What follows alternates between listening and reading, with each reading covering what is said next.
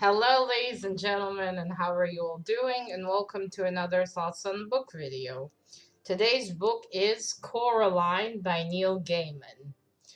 I read this book apparently 2 years ago. Thank you, Goodreads, for keeping track.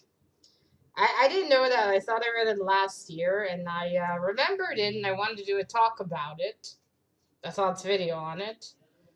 And I decided to just take it and do it, but then I thought it's so short, I'll just reread it again and then talk about it more freshly. So I have, and I finished it already in 3 days, and now I'm going to talk about it. So Coraline is a story about, well, Coraline. I'll try to give a synopsis. In this story, we follow Coraline Jones, and she moves with her mother and father to a new house, to this building, where she lives with, no, not with, where three more people live. There will be spoilers. Okay, so we have Miss Spink and Miss Forcible and Mr. Boo Boo. that's a that's a cute name. Yeah, so she lives with these people. Mr. Boo Boo lives above them. Mrs. Spink and Forcible, I'm probably mispronouncing her name, live below. And Coraline is a regular I think she's maybe 10, 11 years old. She's a girl. She's living with her parents there. It's before the start of the school year, and she's an explorer. Coraline likes to explore, but in some days in the house, there's she can't go out and explore, and she's quite bored until one day. No, sorry. Slightly after they move to the house, she discovers a door, and she asks her mother, "What is that door?" Her mother opens and show her that it's bricked. It's the door to the other apartment that's empty. But one time, Coraline goes in there and sees that it's not empty, and it contains a world where she has the other mother and the other father, and all the other people that she does know. And so we go on pretty much an adventure with Coraline and quite a few life lessons too. This book does have a few life lessons on. That's, I guess, a message kind of be careful what you wish for, you might get it. And a quote that not a quote, but something Coraline said that I really loved, and it's marked here, and I will read it to you because I'm a nerd like that. Okay, one moment. Here it is. Coraline sighed. "You really don't understand, do you?" she said. "I don't want whatever I want. Nobody does, not really. What kind of fun would it be if I just got everything I ever wanted? Just like that, and it didn't mean anything. What then?" Which really makes you think, doesn't it? Well, it made me think, really. It really made me think about it. Would it really be that fun to get everything we always want in that moment? Would it really be? Would it really be as special as it is? Unlike when we want something, but we only get it after a period of waiting. It's an interesting question, and it's anyway. I first time I read this, I didn't really enjoy it as much as I did this time around. Although the first time I did read it, I didn't know there was a book. I saw the movie Coraline, and I loved the movie. I didn't know there was a book. I only found out a few years afterwards, and even then, only after a few years, I bought the book and read it, and I thought it would be like the movie.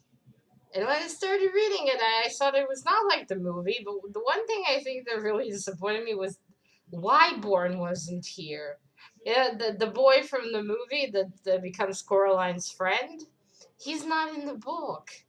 I was so disappointed. I was like, "There's no YB. Why isn't YB here?" And I'm reading, and where is he? And I'm already halfway through, and he's still not there. Only then I realized he then I realized he was made for the movie. He's not in the book.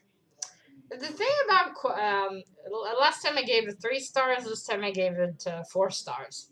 Now the thing about Coraline, the book, is that it's got the same dry action. I'm starting to feel like I mentioned too much. You know, you do have an adventure, you do have the tension, but it's dry. It's not quick pace like some books that I've read, where everything like happens really fast and it's exciting, and things do happen here, but slower in a drier way too. It's the same thing here, which is what I love about the movie. It takes what's so cool about this, it makes it even cooler. Now, in the movie, the other world is colorful and it's pretty, and in here, it's more morbid.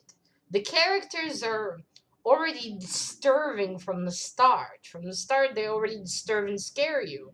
While in the movie, they all seem fun. Yes, they have buttons for eyes, but still, they're fun. You do enjoy looking at them. And then I just say Tim Burton and Neil Gaiman working together, great. Especially on Coraline. I love that movie. I think the movie is absolutely fantastic. The book is also very, very good, but the movie, the movie is bloody awesome. It's got all this, but more colorful, more characters. Interesting thing is, in the movie, both in the movie and the book, the other mother, did the same. She did steal the souls of other children before Coraline. And the interesting thing is, in the movie they changed it, but in here, one of the children is a fairy. It indicates that she's a fairy because Coraline says that when she finally sees her in the dream, she has fairy wings. While in the movie, there'll also be spoilers for the movie. Well, in the movie, it's the twin sister of YB's grandmother. So it's interesting what kind of changes they made and what they did keep. But so overall, oh, I forgot to say what genre this is. I guess this would be considered fantasy horror, perhaps something like that. Maybe a fantasy horror, perhaps. But I think it's a very, very good book, and if you like morbid or stories with a bit of horror, I really recommend this. If you like, I guess if you enjoy reading Neil Gaiman, I recommend this. If you like stories about brave children, I also recommend this.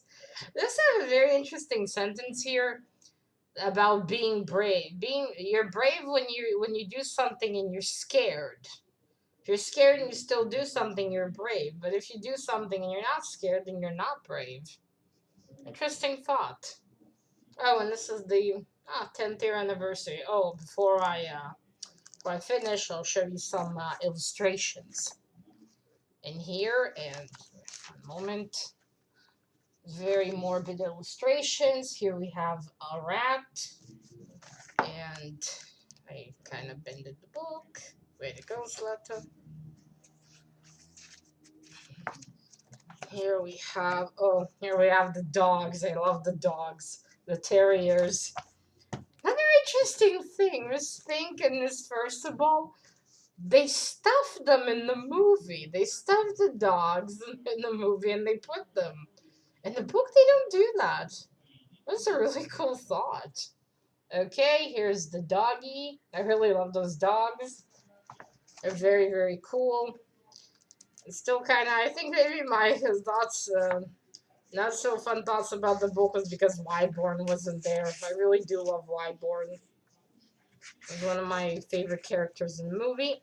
And there we have a portrait of the other mother. There she is. Oh, sorry. There she is, the other mother. Really cool illustrations. These are with illustrations by McKean. Dave McKean. I will leave that down below. So that is it, ladies and gentlemen. These are my thoughts on Coraline. Till next time. Bye.